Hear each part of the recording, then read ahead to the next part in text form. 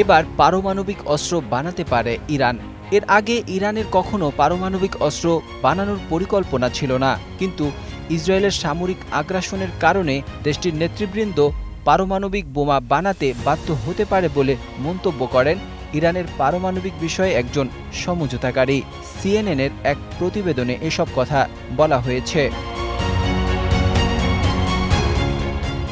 বিশ্বের শক্তিধর দেশগুলোর সঙ্গে পারমাণবিক আলোচনায় অংশ নেয়া ইরানের সাবেক সমঝোতাকারী শাহেদ হোসেন মৌসাভিয়ান সিএনএনকে বলেন, ইরান তার পারমাণবিক কর্মসূচি নিয়ে স্বচ্ছ অবস্থান বজায় রেখে আসছিল, পাশাপাশি জাতিসংঘের পর্যবেক্ষণ সংস্থার কাছেও যাচাইয়ের প্রশ্নে খোলামেলা ছিল।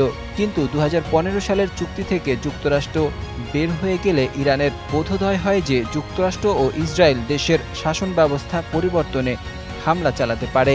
শাহেদ হোসেন মৌসাভিয়ান বলেন, ইরানের সাধারণ মানুষ বলছে স্বচ্ছতা থাকার পরও, এমনকি পারমাণবিক বিরোধগুলো যদি নিষ্পত্তি হয়, তারপরও যুক্তরাষ্ট্র ও ইসরায়েল শাসক পরিবর্তনে ইরানে হামলা চালাবে।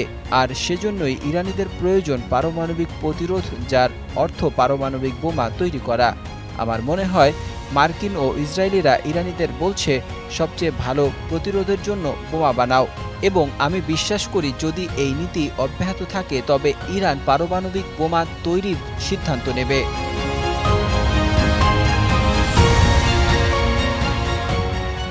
মৌসাভিয়ান আরও বলেন, ইরানের উপর যুদ্ধ চাপিয়ে দিলেও দেশটির পারমাণবিক কর্মসূচি থেকে তাকে বিচ্যুতি করা যাবে না, কারণ যুদ্ধ ব্যবহারিক জ্ঞানকে ধ্বংস করতে পারে না। এ প্রসঙ্গে মৌসাভিয়ান বলেন, আমি মনে করি সবচেয়ে ভালো হয় কূটনীতির পথে পা বাড়ালে, কেননা যুদ্ধের চেয়ে কূটনীতি ভালো পন্থা। এদিকে ইসরায়েলের পররাষ্ট্রমন্ত্রী ইসরায়েল কাজাত এক বিবৃতিতে জানিয়েছে, তিনি ইসরায়েলের সেনাবাহিনীকে তেহরানের সরকারি স্থাপনাগুলোতে আঘাত জোরদার করার নির্দেশ দিয়েছেন, যার উদ্দেশ্য হল ইরানের সরকারকে অস্থিতিশীল করে তোলা। এই খবর জানিয়েছে আল জাজিরা। কাজাত বলেন, আমাদের অবশ্যই সরকারি স্থাপনা এবং জনগণের উপর নিপীড়নের যন্ত্র এবং বিপ্লবী গার্ডের ওপর আঘাত হানতে হবে। এদের ঘাঁটি হল ইরানি শাসনের ভিত্তি। কাজাতের এই বক্তব্য ইঙ্গিত দিচ্ছে ইসরায়েলের যুদ্ধনীতিতে ধীরে ধীরে পরিবর্তন আসছে। শুরুতে ইরানকে পারমাণবিক কার্যক্রম থেকে বিরত থাকার উদ্দেশ্যে হামলা শুরু করলেও এখন লক্ষ্য সরকারকে দুর্বল করা এবং সরকার বিরোধী মনোবল উস্কে দেওয়া।